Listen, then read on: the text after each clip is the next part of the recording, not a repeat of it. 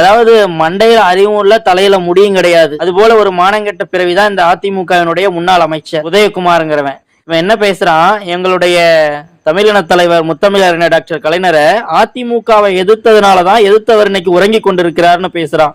அடிமை என்ற வார்த்தைகளுக்கே அதாவது இலக்கணமாக விளங்கக்கூடியவர்கள் அதிமுகவை சார்ந்தவர்கள். அம்மையார் ஜெயலலிதா இருக்கும் வரையிலும் ஒரு அமைச்சர்களும் சட்டமன்ற உறுப்பினர்களும் எத்தனை இன்ச் குனிந்து நெளிந்தார்கள் என்பது இந்த நாட்டு மக்களுக்கு தெரியும்.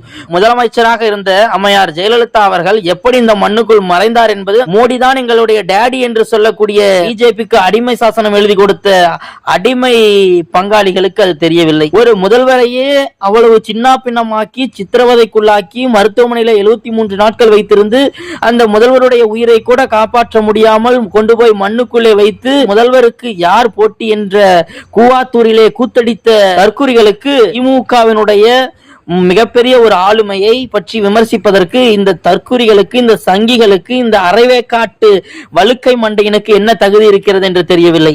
வரக்கூடிய தேர்தலில் சட்டமன்ற உறுப்பினராக இவனால் ஜெயிக்க முடியுமா என்று தெரியவில்லை.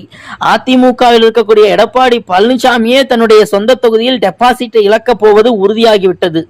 நிச்சயமாக திமுக எடப்பாடி பழனிசாமி மட்டுமல்ல, யாரெல்லாம் இது போல வாயிருக்கிறது என்று வசைப்பாடி கொண்டிருக்கிறார்களோ அவர்களை எல்லாம் தேர்தலிலே அவர்களுக்கு செருப்படி தர போகிறார்கள்.